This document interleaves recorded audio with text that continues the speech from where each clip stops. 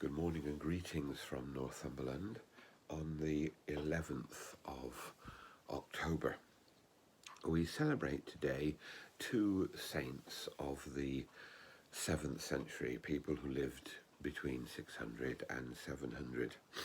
They are, and let me turn to the book, they are Ethelberga, who was an abbess in Barking, who died at around 675, and James the Deacon, who died also at around the same time. We can't be sure of the exact date. And I'm going to talk to you about James the Deacon at the moment.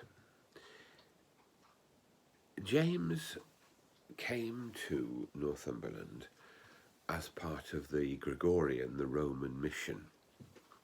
When King Edwin was king in the early 600s, maybe about 620, something like that, he married a Kentish princess, and she brought with her missionaries, priests, deacons from Kent.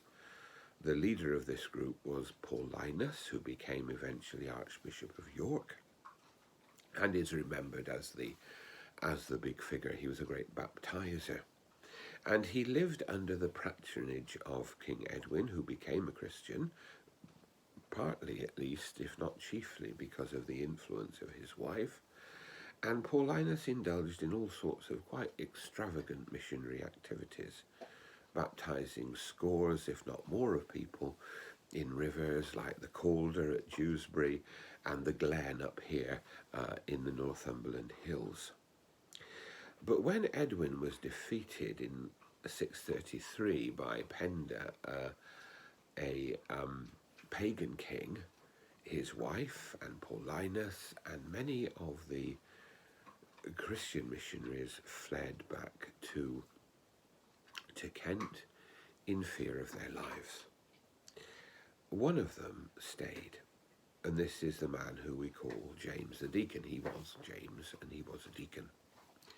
And he stayed in two locations, it's said, one near Lincoln and the other near Catterick in what is now North Yorkshire, but of course was part of the kingdom of Northumberland at that time. And he lived a very precarious life for a number of years, always really at risk of death at the hands of pagan rulers, and always trying to keep Christianity alive in his travels, in his missionary work, and in all he did. And so we remember him, because 10 or more years later, when the Northumbrian mission and the influence of the church that was brought by Aidan and his companions began to be spreading around the Northumbrian kingdom, it was to people like James, and specifically to James himself, that the message of Christianity was still alive in any way in the kingdom.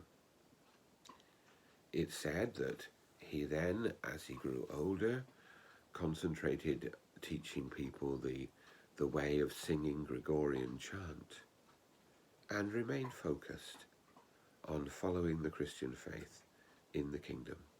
He was, of course, of the Roman rather than the Celtic party, but he was recognized and honored by all of them as being a humble man of God who sought to live out his mission where he had been sent.